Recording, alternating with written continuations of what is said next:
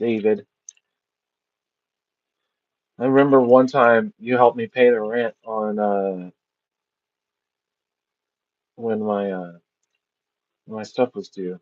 But I hope everyone's having a good day. I know people probably doing last minute shopping, ending the holiday. Oop.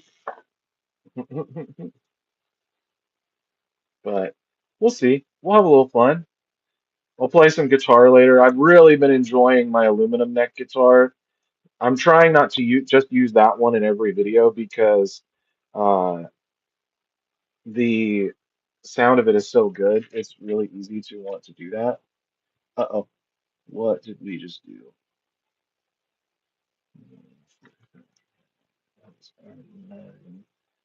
Okay, okay. Gotta pay a little bit of attention here.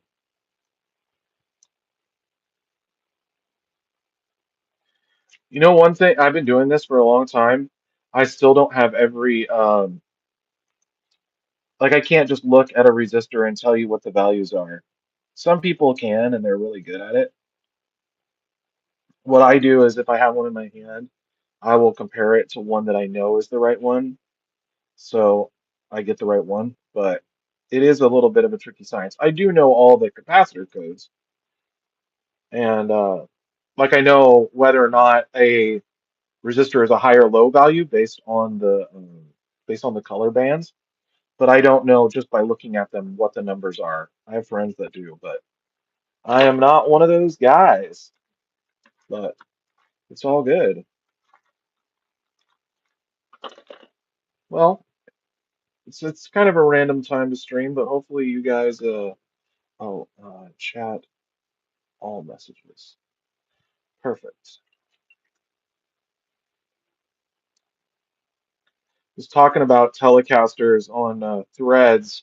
For whatever reason, the Threads app seems to be the one that I get the most traction on lately, as far as like marketing and getting messages out. It's not my favorite app overall.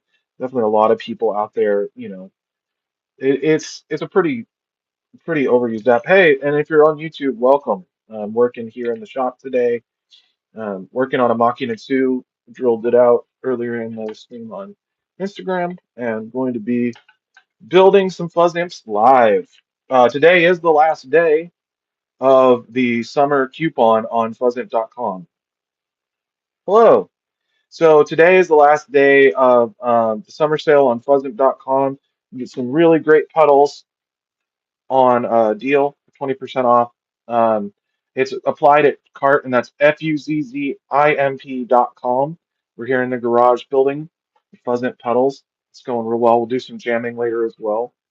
And yeah, we're just gonna keep rocking.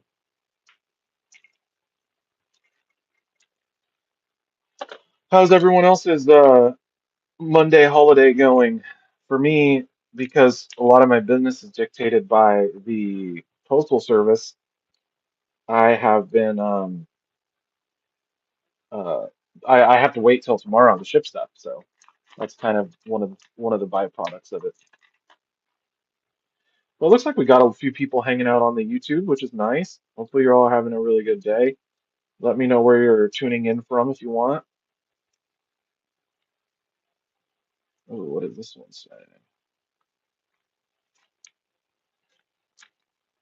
But yeah, just here working, and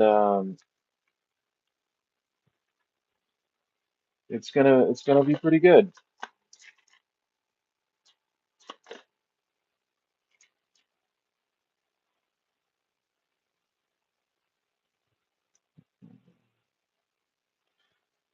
Right now, I'm loading all the components into the circuit board for the Machina 2. It's a pretty detailed board, so it takes some doing, but I do have a lot of practice at least, so that's good. Hi, Isaac. George, how are you? Have you been enjoying your Furia pedal? I've also am streaming on Instagram, so I'll be going back and forth between the two platforms. Which one of my pedals is my favorite is a comment that was asked. And I would have to say for me, my favorite would be Right now, it's Furia or Machina 2, I would say. The reason being is that both I can kind of use for any kind of sound. So, like, I'm really proud of how the Furia pedal turned out. That's the HM2 one with the cool graphic. How many subscribers do I have? 3,000 or something on YouTube. I have just shy of 10,000 on Instagram, where I'm also streaming. And then, yeah, most of my other social media is like that. That's the top two, YouTube and Instagram.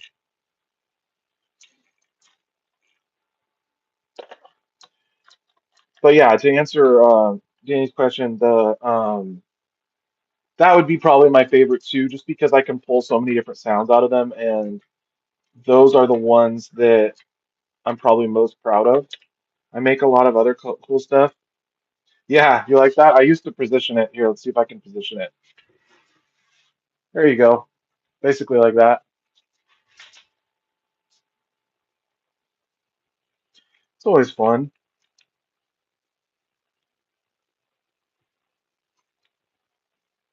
Yeah, let me know where you guys are tuning in from on YouTube if you want. I know typically on my IG, it's more of the people that already know who I am, but definitely take advantage of the discount. 20% off ends tonight, as well as deactivating all of the discount codes on fuzzimp.com. It's fuzzimp.com. I would feel bad about having to self-promote all the time, but at the same time, it's like, well, how else are the people going to know if I don't tell them, you know? And just showing up and being consistent and trying to get the word out every day that I can is just part of the grind, and it's not so bad. I was reflecting on, summers can be a really tough time in this industry, and as it's turned out, this summer was not so bad, and I'm doing all right. Hey, Hunter Graffiti. We're also streaming on YouTube, so I'll bounce back and forth if somebody has a question or a comment that they want answered, and so that'll be good.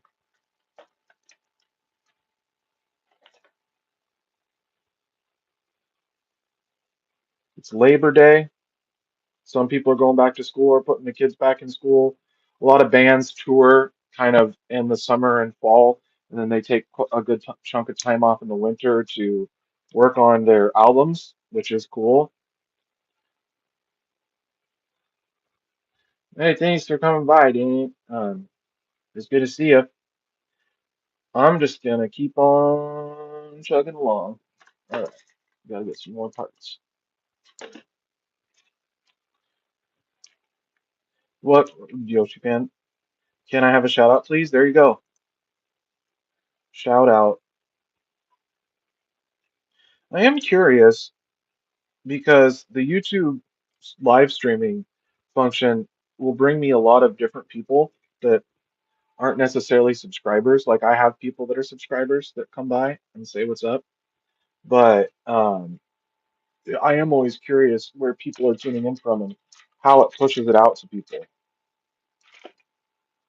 Is it like a thing that as you're scrolling, I kind of just pop up, which is an interesting thing to me. I've noticed that when I stream, I get a lot more subscribers, which is cool because really my YouTube channel is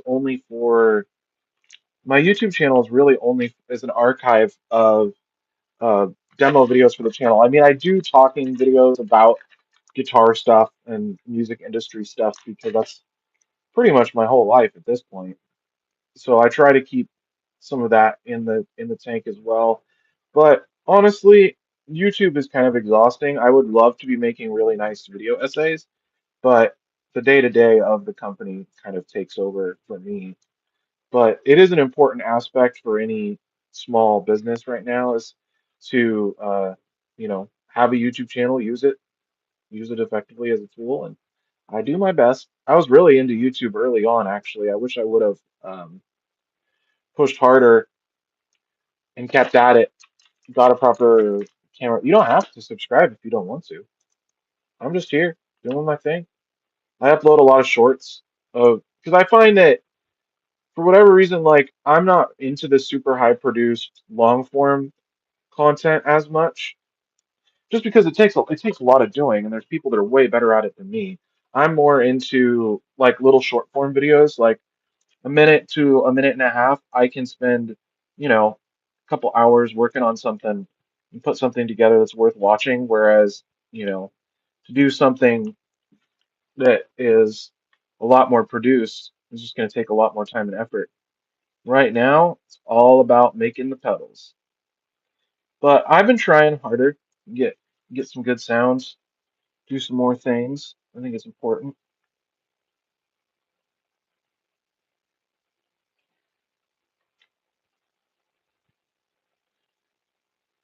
But it is interesting to me how all the different platforms are. Like TikTok is really big for a lot of people, but not in my industry because it's kind of a different audience and stuff. Hey, Dan, man. Yeah, if you guys want, let me know where you're tuning in from, and we'll talk about it. I'm for those on Instagram. I'm also live streaming on YouTube today. We're trying something new.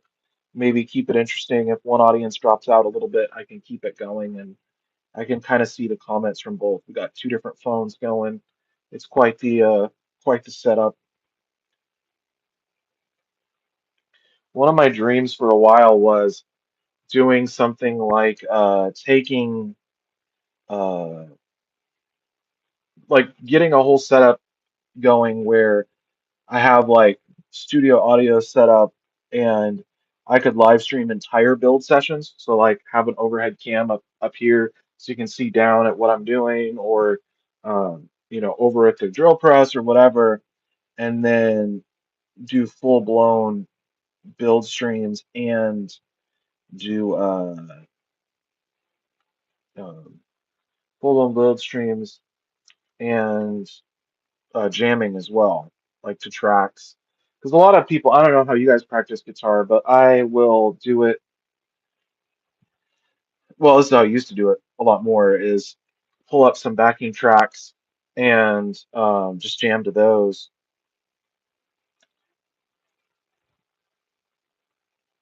Thanks, Haunted Graffiti. I think it would be cool. Yeah, I do this thing where I'm here at the bench, I'm soldering and working on my circuit boards, and I've been doing that for a few years now.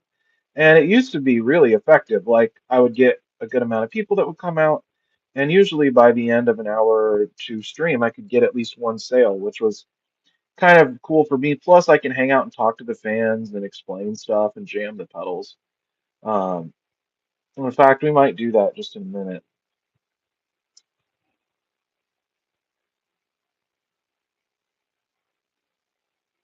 We'll see.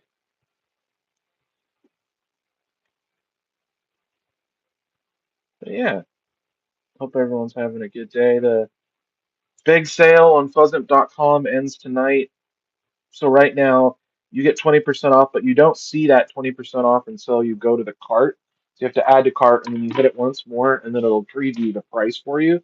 So that's the only downside of those discounts. Because I used to give out a coupon code and you'd have to go through and manually add it and do all the things. But what I found is that sometimes people would be shopping and they didn't know there was an active coupon.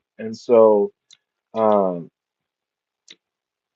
and maybe what I'll do here in a second as a temporary measure is put it up in the banner of the site. So it was like you'll see that there's a discount right now. I think that could be effective, maybe. I should have done that earlier in the day. But we'll let it roll, We'll see what happens. Oh, so what I'm doing right now is I've got all these resistor and capacitor leads that need to be clipped. So I take a little, cardboard box and I clip down into it because what can happen if you're not careful is you just make a big mess with the clippings and then they'll stab in your foot like a needle, which is not great. So by this using this method and kind of clipping them down, it keeps the workstation a lot cleaner, which is important.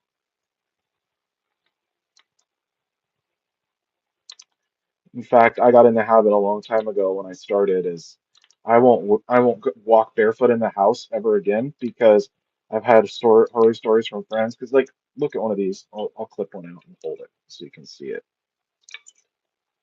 'Cause it's like a thin steel needle that I'm clipping off that would stick in your foot. Nobody wants that.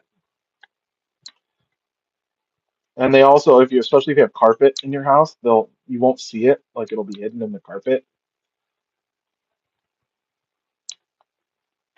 It's like some people, you have little ones, they're playing Legos and then, you step on a little Lego in the middle of the night and it's not a good feeling, the sharp end of something. But anyway, doing it this method reduces a lot of mess and it's not so bad.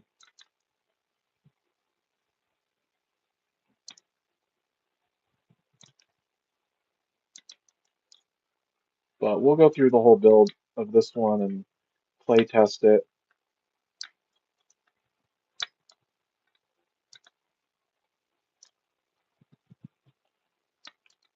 One of the things that's going on right now is I'm out of ribbon cables. So what a ribbon cable is it hooks, the way I use it, it's like a 6-pin cable that hooks between the foot switch and the circuit board in my hand. And uh, what I'm going to do instead is use 6 pre-cut wires. It's slightly more work, but it is a really good solid connection. So it's not so bad. So we'll do some of that. Probably do some lunch later this afternoon. That sounds good. Had some really good pizza the other day. That was nice. That's basically what my life consists of. Is It's all about the guitars and the pedals and the and whatever I'm getting for lunch and dinner. So that's pretty exciting stuff for me. Pretty good life. What is this going to be? It's going to be a fuzz and a distortion. What's this? Uh, this will be the finished product. I don't have one built, but it'll be cool fuzz pedal. This build process is really long and involved compared to some of them. That's why this one's the most expensive because it's got so much going on in it, and there's a lot of steps and a lot of parts and a lot left to do still. But it really isn't too bad when I'm kind of on a roll and am in a pretty good headspace. But like sometimes just to get fired up in the morning, like you have to be pretty relaxed and concentrated. Like I can't just roll out of bed and start working. You have to be pretty alert because otherwise what'll happen is if I do one part wrong or one connection isn't solid, then the whole thing doesn't work. And so you got to be kind of on your A game. So it takes about a couple hours in the morning to really get my head right. I've already been down here a little bit today working on other things, but uh, full on building, I definitely I don't mess around. I try to get you know all ready to go. Hey Matt, does this guy love fuzz guitar pedals or something? Yes, all of the above. That has become my life. And it goes by fast. Like I've been doing this now for a while, and I've been really enjoying it. I try to keep up on all the social medias. I know some builders, they kind of will take long breaks and go into hibernation and those kinds of things. But for me, I can't. I have to be. If I let it go too long without working, I can't keep my motivation and drive up. But it's been an interesting thing, doing this for a living and seeing how it goes and the ups and downs of it. And honestly, like I was saying earlier, this summer is one of my best summers I've ever had. In fact, this last month, August, was better than November of last year, which means even with Black Friday and those kind of sales, I'm actually doing better this year than I did, or this August was better than Black Friday uh, last last uh, last week. Hey Maverick, louder and milk. We're just working on some pedals. Where do I get the parts? Yeah, the bunch of different suppliers, like these parts that I'm using right now, These are old Russian germanium transistors, and I got them off eBay from Bulgaria. They actually come in a really cool package. I think I have one. I have a full one. Give me 1 second and I'll show you this because this is cool. But yeah, other than that, there's a lot of parts places that cater to pedals specifically. Give me 1 second. I'm grabbing the package because it looks cool. Show and tell time. So when I order a lot, they call it like a lot, like a box of 50 or whatever, is it comes in a package like this, and then it's pretty wild looking. I haven't opened this one yet, so you get to see a from scratch unboxing. This is just one example. There's like they're one of the best places for pots, knobs, switches, and stuff like that. Happens to be in Portland, not far from where I live, so I get next day delivery. So I see a lot of that. I do a lot of that kind of stuff. Here, these are pretty rad. 1 second. So this is super old, like older than my parents, older than me probably. Uh, this is a box of transistors. So that's what this says in Russian, in acrylic, Cyrillic, acrylic, something like that. I'm trying not to rip it, but I think we're gonna have to. Yeah, so something about 49. So this could be, 75-year-old parts. I don't know how they write their dates. Actually, no. This was the last time this was inspected anyway was in 89. So this was put together in 89. Yeah, they are. They are super reliable. It's crazy. What's kind of cool with these is it has the old data sheets. This is super cool. You can see it's all in Russian.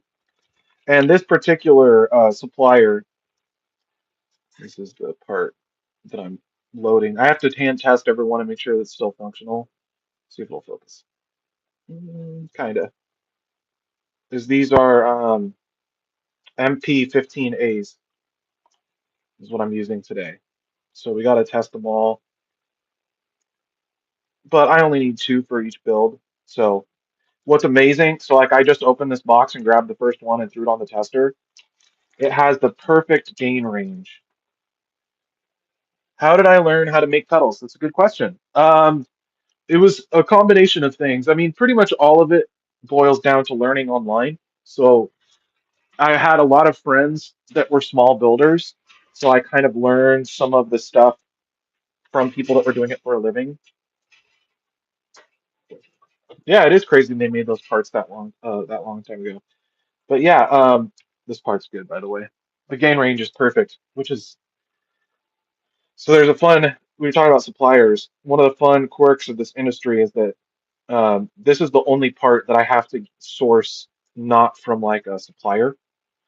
And the reason is because a lot of times the guys will pick through all the transistors and keep the perfect range ones for themselves and sell you the ones that are a little low gain or whatever. But yeah, to finish the arc, I learned from friends and did a lot of research myself. But I had friends that were building, basically for a living, basically doing what I'm doing right now, like really small shops, independent, you know, and so they were willing to help me learn how to do it. I had a connection really early on that helped me with the circuit boards, with getting circuit boards designed, and he was really super good and pretty cheap.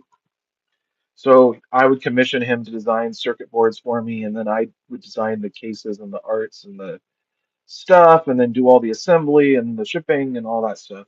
So I just learned, over time. It took some doing, but I figured it out, and yeah, I'm really stoked about kind of how things have been going, and it's a cool industry. Like during COVID, there definitely was, I was making a lot more, selling a lot more pedals, and I thought it would be like that forever, and it wasn't. But because I kind of grew during that time, I've been able to sustain it.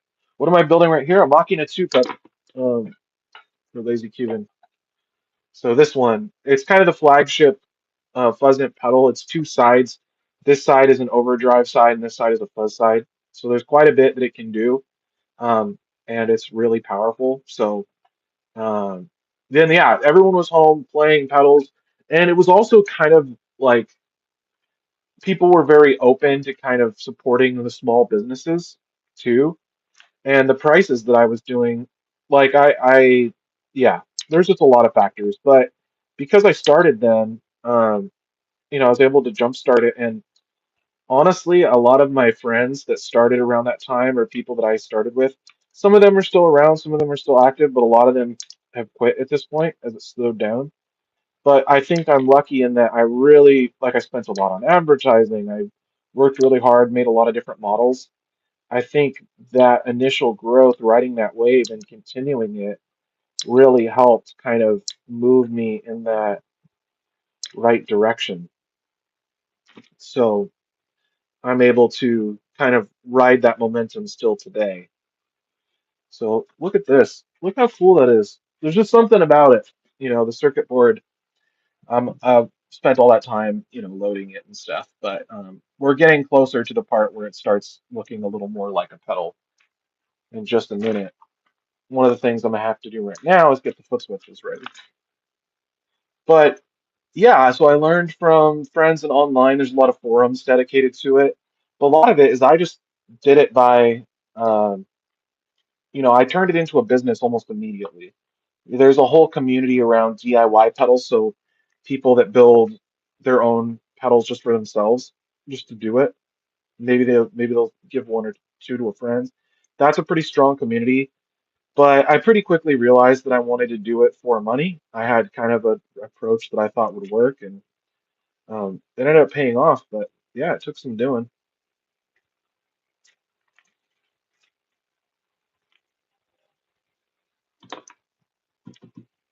So hopefully that answers the question for you, Matt. Um, Something I'm pretty into.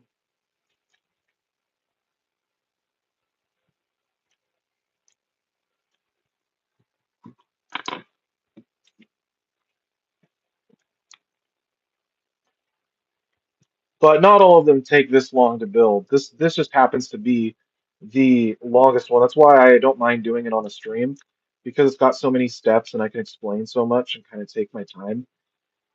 From start to finish, a Machina 2 takes about an hour and a half with everything, from starting from scratch to putting it in a box and having it ready to ship. But I enjoy the process. It's a lot of steps and it's cool. I used to have this job for a while, my first like real job when I was younger, and I would work in this for this company making wiring harnesses. And they were kind of these big wiring harnesses that went inside of a cabinet for a dentist's office. So it had all these outlets and switches to control different things with the chairs and route the power all these different ways. So I would build these long, it was like 150 steps and parts that went into these things. So all I had to do for my shift was build like eight of them, and that was my whole shift.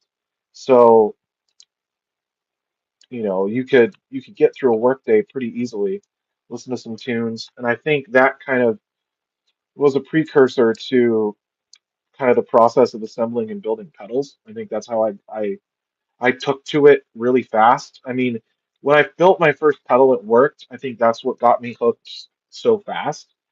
A lot of people, when they build their first pedal from a kit or something like I did, it doesn't work and it's very frustrating. And what I learned right after I built my first one successfully is I built a whole bunch of them wrong. And I had to ask my friends a lot of dumb questions and look a lot of stuff up online. Have I heard of a guitar company called Firefly? Yes, I'm aware of them. Played a few. They're really affordable guitars. I know some people like them, some people not as much, but they are, you know, if you get a functional guitar that's only a couple $100, it's hard to knock it. Hey, Chris, hope you're having a good day. You're in the simul streaming from the YouTube and the Instagram. What are some marketing things a new business can try to get the word about their post? So that's one of the hardest things about the whole endeavor.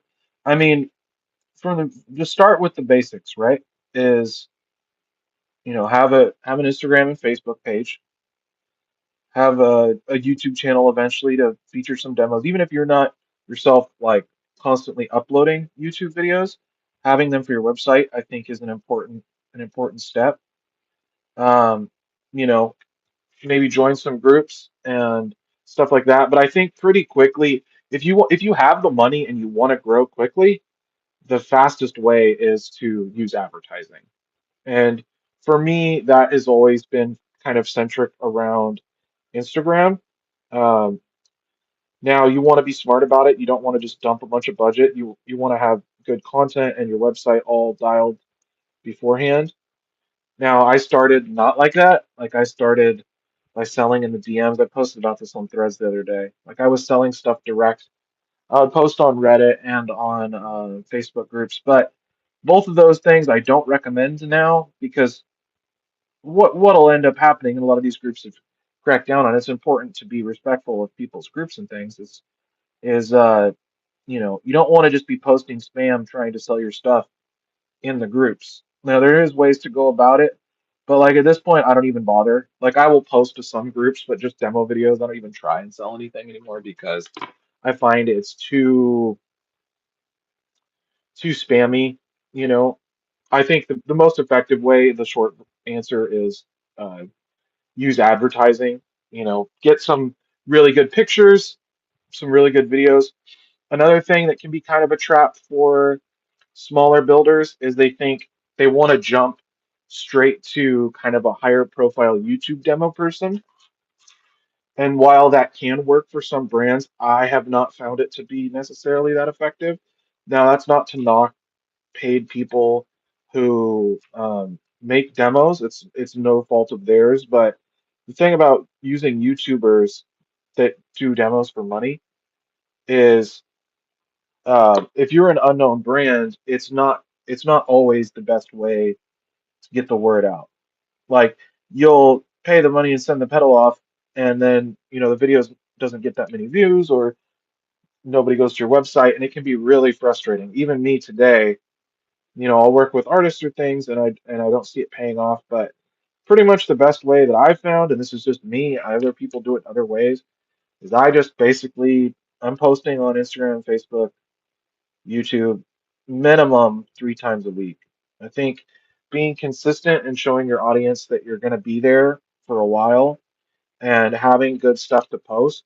Um, I do things that other people don't do as far as like I really like memes and jokes. So I'll post a good amount of those even on my company page. But what I'll do is if one's not really landing after about a day, I'll just delete it. Um, or if it's a video, there's one thing I did a while back where like I uploaded videos that weren't infringing. So like I would take like a concert video that I found on YouTube that wouldn't trigger the copyright system, and I'd make a caption and talk about it because I'm passionate about certain kinds of music or whatever. That was one thing I did. The problem is if you do things that are not directly related to your company from your company page, it can take away from it, even though it brings in followers and a lot of views. So there is a fine line with all that stuff, kind of in that mid-late stage. My marketing strategy these days, like I said, is just kind of organically posting. One of the things I do want to do probably later in this year is start using paid ads again. I have been not doing that. I've been focusing on keeping my turnarounds really decent, and because I do made to order still, I have sold in stock recently, but uh, for the most part, I'm made to order, which means somebody places an order. I have pretty much everything here. Maybe I need I'm ordering certain parts by the week, whether it's jacks or knobs or hardware. I'm ordering a batch of cases pretty often, like usually about once a week, sometimes a little more, sometimes a little less. It just depends on that particular day.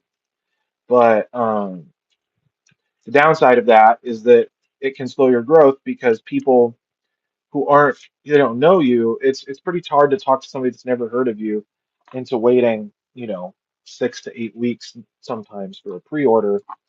Uh, especially if it's a decent amount of money. But yeah. and it's something I'm always kind of keeping an eye on. But like posting to Instagram and Facebook is free, and the worst that can happen is nothing, right? Whereas if you're putting a lot of money out and it's not working, that can be really disheartening. So I don't know. That's kind of some of the stuff. The question was some marketing things a new business can try to get word out about their pedals. And it's something I'm pretty passionate about. I probably will make a maybe I'll do a dedicated talking video just about that topic because I think it's something I get asked a lot. And what worked for me might not work for anybody else, right? This is my personality. I had a little bit of a fan base. It wasn't a lot, but I had a little bit of a following on Instagram and YouTube already, and some standing in some groups on Facebook and Reddit. So it wasn't like I was coming out of nowhere. And I think that early, exposure was just enough to kind of get people's attention. But there's all different ways to do it, and there's really professional marketing people that get involved with the pedal industry in different ways. And they have all these different ways of going about it. Some of them will even use like an ad agency. But, for me, I'm kind of bootstrapping it. I'm living off the money as I'm working. So, um, I didn't front load with a ton of money. I have friends of mine that have approached me. They kind of started a pedal company from scratch and they had the money to do things differently than I did. And I was like, wow, yeah, if I had done it that way, I think it would have gone a lot differently. But I'm grateful I started when I did. Because right now it's a little bit tough. I think longer term, I don't know which social media platform is going to be worth investing the most in. I'm sure YouTube will be really good in the future. I mean, it always has been good. It's always relevant, because people who are not into social media still watch YouTube videos, and having that info, like when people go to Google your pedal, first thing they'll look for is your website, which should have links to your YouTube video demos. Second thing is they'll go to YouTube and look up the demos. They're trying to learn what it sounds like. And especially with something that makes audio, like looks are very important. That's something I do put a lot of time and attention into. But I think if nothing else, maybe not everything I do is as professional as it could be and as expert as it could be. Like my photographs, I think could use some work. But when it comes to the demos, minimum somebody has 4 or 5 different demos to look at for what the pedal sounds like in different styles and different settings. So I think that's key. How's Instagram doing? How you guys doing? Hopefully that wasn't too boring for you. Let's see who's hanging out. Oh, we got George and Shelly. Right on. Oh, let's show this is the only one that I still have to build for your order tomorrow. Mr. Burns.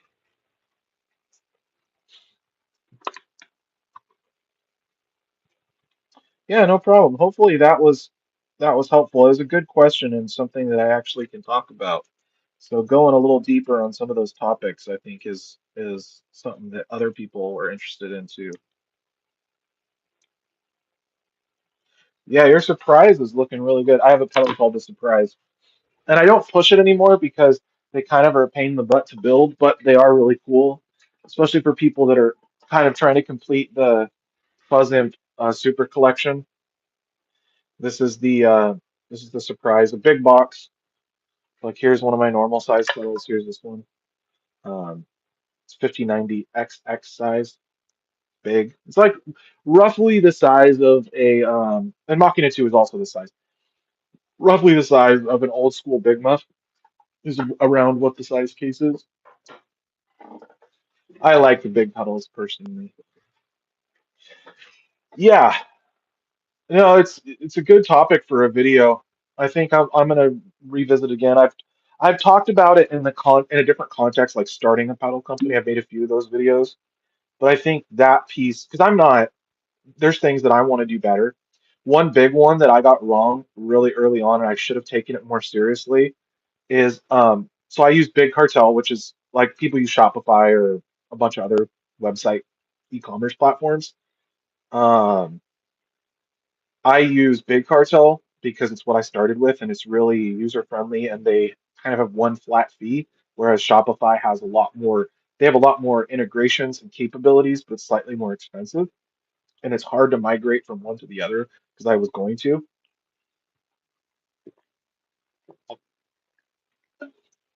Sorry, I gotta check my G Fuel. I didn't have my mailing list set up right from the beginning. So now when a person makes an order, there's a little checkbox and I can send them emails in the future if they opt in, which is a really super like free effective marketing tool. And what sucks is that I had a account with Mailchimp who use now, but the the thing is like the I didn't have the integration set up, so that wasn't showing up on my website. It wasn't working, and so I missed out on about every sale until June of this year. So I've got about 35 customers that have signed up for because it's voluntary. Not everybody does it. 35 customers that have signed up for the mailing list, and I'm just starting to use it. If I had been running that properly from the beginning, I think I would be a lot more effective as a company. And I wish that I could, but the way that that stuff works is I can't go back and like retroactively add people into the mailing list because they have to have, there's a bunch of regulations about this, basically like preventing spam emails. So I can't just take other customers that I've have ordered in the past. Like that's not consent to be sent an email later, which is really weird, but it is what it is. So I kind of missed out for those first couple years on the mailing list. Um, Talked to a friend of mine years ago and he said, get your mailing list figured out. And I talked to another guy that's really successful. Said, get your mailing list figured out. And guess what I didn't do? I didn't get it figured out till way later because I would still get sales and I wasn't that worried about it. I was like, it can't be that effective. It is an effective tool and it's free, which is, or more or less. Some of the apps like that MailChimp app does start charging you a little bit after a bit, but it's not that crazy for how effective it can be. So anyway, that's something yeah, I can. And I are you on the list? I've sent emails before. I just sent one this morning. That's why I was thinking about it. Because a lot of it's like regulars and people that kind of already have most of the pedals. So another fun fact about Fuzz Imp that not a lot of people know, but um, Shelly, what do you want me to call you? I've seen three different names on your orders. What's your first name that you want me to call you? Um, because I'm not sure which one it is. Because I think you've used other people's accounts to and emails to order before. It's funny. If you want, you don't have to say. I'm not trying to dox you. I just want to call you by the name. Oh, Mitch, perfect. Okay, that's what I thought, but just making sure. Sorry, that's my friend over on Instagram is saying. So this is a perfect example. So what will often happen when people check out a Fuzzant pedal, this is why I have so many different models, is they will order their first one, and if it goes well, they're really likely to order a second one. And then over time, they'll start to collect all the different models that I make, and there's a good number of people. Yeah, no, I figured, Mitch, that's it's not that uncommon, but to see them all kind of back to back that one day, I thought was a trip. And I can kind of figure why you did it. It's all good. But yeah, so what will happen is there's kind of these in the kind of products that I make because it's kind of specialized in boutique. It's a certain kind of customer that really gets the vision. When I was running a lot of ads, I would get kind of first time pedal buyers sometimes, or because I had the Shroot pedal, it was very memey. So there's like people that were not maybe not as deep in the pedal scene, like they're kind of just buying it for the novelty of it. But the customers that have the most staying power and the ones that kind of keep the company alive, they buy pretty much everything that I put out as I put it out. And I don't drop a lot of new models. The new model this year was Furia so far. I would like to get another one out, but I don't actively have the exact thing that I'm going to have put into production next. But anyway, it's kind of this cult following. I would say it's about 20 to 25 people that'll pretty regularly buy all the new products as they come out. So the last one was Amity. That's sold about, 40 or 50, and then Furia is about 25, 26 or so. And I have 50 boards for it, 50 more boards for it, which is great. But it's interesting to me that that's the direction that kind of leans into it. But that's the kind of customer I was before I started building pedals, is I would pretty much buy stuff from companies nobody had ever heard of, because I would get the most pedal for my money. And that's something I've been trying to stick to and introduce since day one. Now, Fuzz Imp pedals are not the cheapest pedals you can get, but I'm always shocked when I go pop on a website and see what other comparable companies are charging. So even things like my prices compared to Electro Harmonics new prices, Boss new prices, Earthquaker new prices are very competitive, which I didn't think was the case. I remember starting out, I was pretty new to this, and I remember it was a big deal when I could sell the Shroot original for $120. I thought that was like, oh man, I am gonna make all the money, and I did okay. But it's just funny that like, I wasn't losing money, but I wasn't making money like people do, especially for the amount of time I was putting in with those. So anyway, uh, being on the more affordable side of boutique and having the consistency, there's other methods that people use to kind of do things in the pedal world. Like I have friends that for a while they would pretty much build anything. So like you ask them for something and they'll build you a custom from scratch. That's not really the business model. My business model, I would say, is something closer to like Carvin or Kiesel, which is you pick something off the standard line and then it has customizations. So, like if this pedal comes in four different finishes or has been made in four different finishes so far, so you have like the model and then a colorway.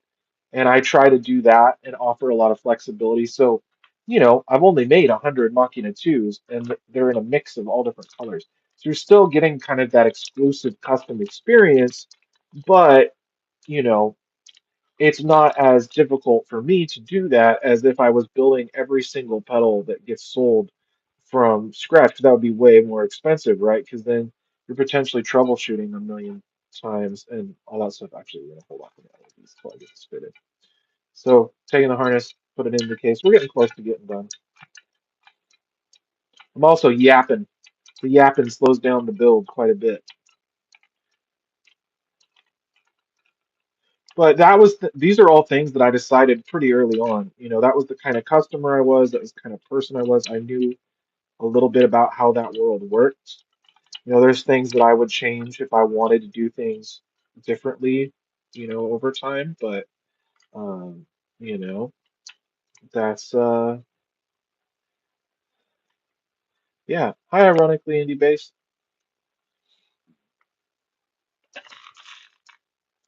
We're just building, talking about the sale. Oh yeah, for anybody who's watching that doesn't already know, 20% off any order sale calculated at checkout ends tonight at 11 p.m. So don't miss out because I'm wiping out all the discount codes that are currently active, different coupons that have been on YouTube videos or for specific holidays.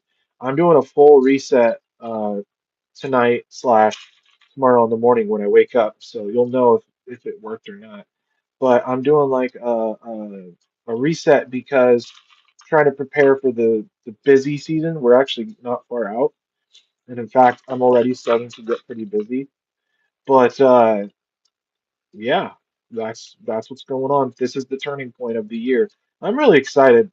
Living in Oregon, September through November is like the best weather in my opinion. I mean, it's a little cold and a little gray sometimes, but oh man, it's perfect temperature. You can wear your hoodie outside, which is my favorite thing, and you can you can chill. It's not too hot. It's not too cold. You got the leaves crunching. It's just a great time to be alive. And it's when people start playing their pedals again. So they're out on vacation and drinking and doing all the things. And a lot less of that happens in the fall. So then people start buying and playing their pedals a lot more again, which is really good news for me. So Summers are pretty much now become my least favorite because that's when everybody's busy. But it's a good time for me to kind of do, sales and figure stuff out and work on things and get caught up and all that stuff. So it's not so bad. But in terms of sales, it's usually the worst time of year. But this was a really good summer for sales, so I really can't complain too much. Life is really good. What I like about Machina 2, so we picked the germanium transistors out. Being able to offer germanium transistors, new old stock, 70-year-old parts that sound good, you know, at this price point is great. I mean, there are other ways you could go about it, getting, those kinds of circuits for good prices. I'm not the only builder that does stuff like that, but being able to do it and offer that at this price point with having it be, Machina 2 is two full pedals in one that essentially stack to create the third pedal, which is really the sound that I was going for in the first place. Some of you that know the lineup, you'll know that I make a pedal called the Creature. This is the like Creature Pro.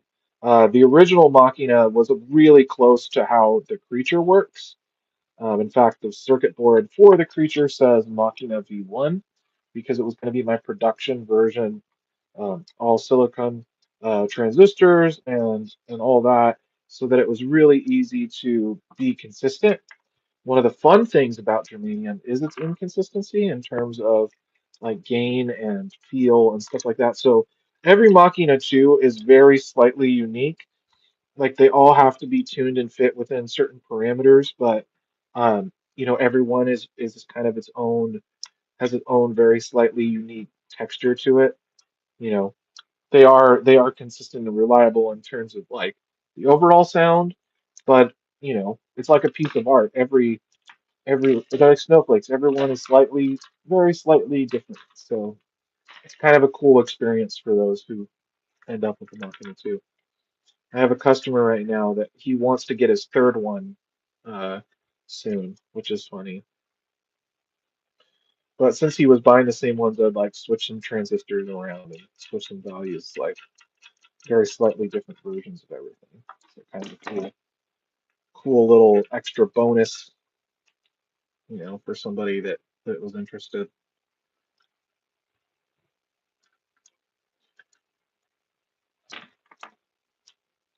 Yeah, now we got to put all the finishing solder points. We're getting closer. Thanks for bearing with me, anybody who's been tuned in for quite a while. It's quite the process. Another fun thing about um, this has a lot of big solder points for the foot switches and the toggle switches and stuff. So um, a pro tip to not overheat the switches and have any failures, I'll alternate between all the different lugs. And I got some real fat solder that kind of drips on real good because you want to keep it to about a second of applied heat and solder to each thing.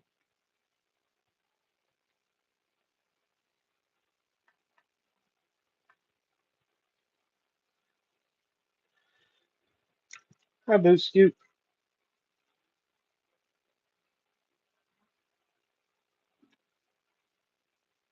Just working away on a Machina 2, talking about what it's like to run a pedal company, all different kind of things. I'm going to talk about Telecasters for a second. So, those of you who may be aware, I decided for all of 2025 to only trade buy collect Telecasters, tellies of all different kinds. So I have 8 right now. I want to get rid of a couple of the cheaper ones and swap them for a nicer one. But the big news right now is that I have an aluminum neck one that's really cool. I'm pretty excited about that. Um, got some other stuff maybe down the road. I don't know how many more I'll get this year. I would like to get more classic vibe ones. The Squire Classic Vibe series is really good value for the money. I have a 60s custom. That's the ones that have binding on both sides. That's something I'm pretty into, and that's pretty cool.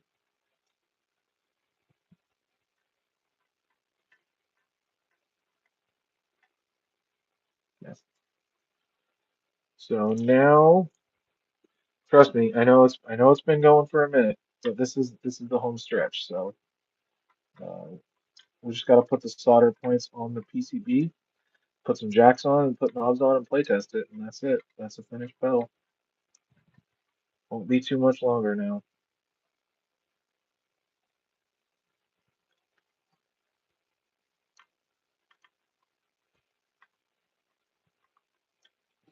And like I said, it takes about an hour and a half. Me yapping in the middle of it, it definitely takes up some time too, but um, it's a pretty smooth one as far as the Mach-E 2 goes.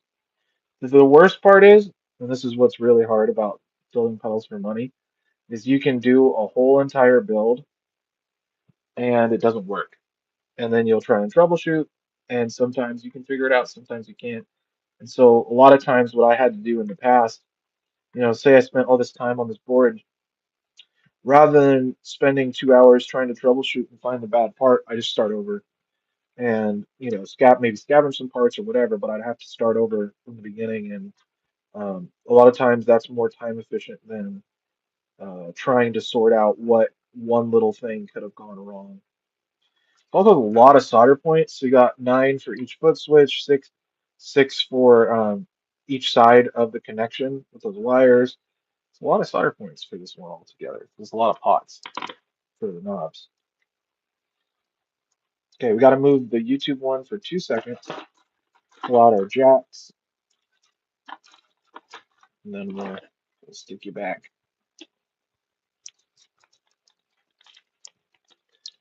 But yep. Well, this was a pretty good stream. You guys have been cool. Thanks for hanging out.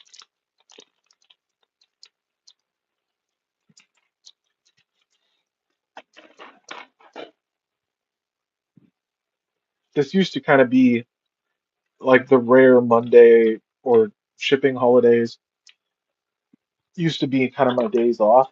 Like I would treat those as like a full day off because I can't ship that day, so you know I can always work on stuff and get it ready for the next day. And this year I am not doing that. I am working on the holiday because I actually want to stay caught up. So thankfully, I've had a really good time. I've been busy, been doing good.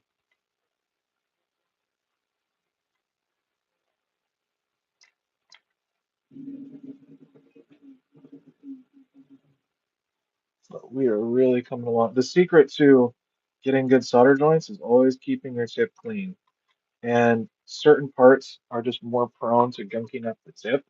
That was primarily like jacks, toggles, like things with bigger joints. So it definitely takes some doing sometimes. Thanks for everybody who came out to the YouTube stream. Hopefully you're having a good day, and a good time hanging out. So kind of unrelated, kind of not. So like I work hard on all my social media pages to try and promote the company, but sometimes like on Threads specifically, because it's kind of one of my newer, weaker platforms, I'll just make a post that's not always necessarily super directly related to um, selling pedals or whatever. And the post I made today, or maybe it was last night, I think it was last night, I said making 6 figures a year used to get you a nice house in a good suburb with 3 nice cars.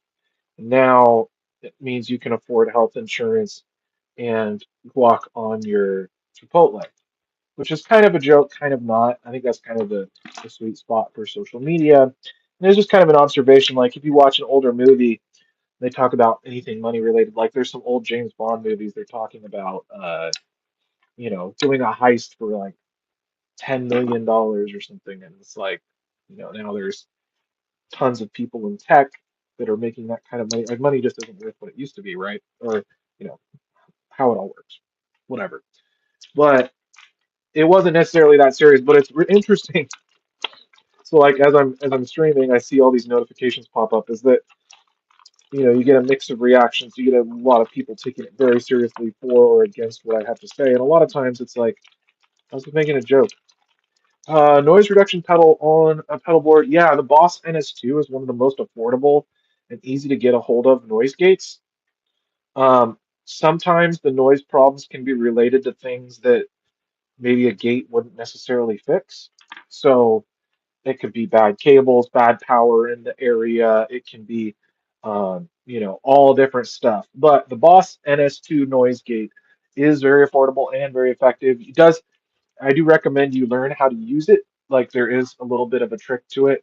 You don't just plug it in line and then turn the knobs way up. There's a way to use the loop in it to really effectively gate. And in fact, it's become like kind of an industry standard for a lot of players. I noticed that both Steve Vai and Joe Satriani have been using it in their live rigs, and they could use anything in that position, but they're using it between in their effects loops between their digital delays and the amp, like basically muting the preamp a little bit, controlling it for on stage.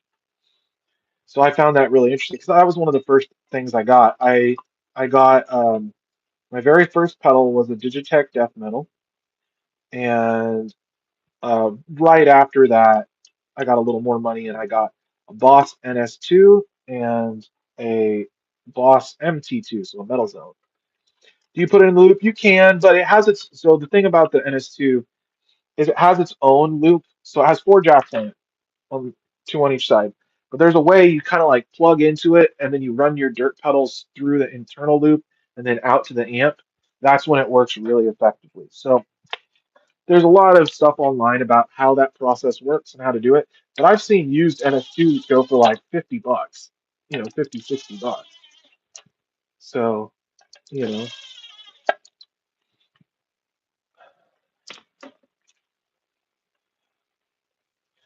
it's uh it's a whole thing. That's why that's my first recommendation. There's a lot of other companies that make good ones, but that's that's the one that I know is going to be most accessible for most people, like the easiest one to find used, and there's a lot of them, and it does the job. It might not be as fast and as effective as some of the other more modern designs, but it just does it in a way that works and is predictable and easy to use. Some of the more aggressive ones can be a little overbearing or too complicated to set up. I mean, using the full loop method on the NS2 is what I recommend, but you can just, you know, put it before your dirts or after your dirts and kind of work with it how it works. It's fine.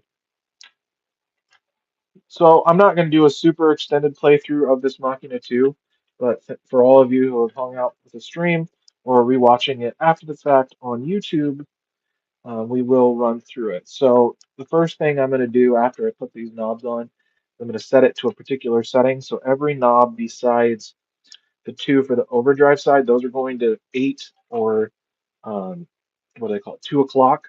Everything else is going to go to 6 or 1 o'clock, I think they call it. So kind of like this. So like all these ones, basically at 6, because that's a good setting for a Machina. And then the overdrive side, both of them at 8. And then now we're going to run through it. So I'll plug into it. I don't know if my family is back from their brunch, so I'm not going to crank it super, super loud like I do sometimes for the videos. Um, but we're plugging it into the test rig. There's an amp under the desk. LEDs both light up. That's a good first test to make sure that that's working. I've got the new favorite telly that you guys have been seeing on the videos. This is my aluminum neck telly of doom. I'm gonna run through some sounds real quick. So first setting is position down on the overdrive side, which is like more clean boost open, and then going. It's a little more dirt in the up position. Now we're gonna go run through the fuzz side.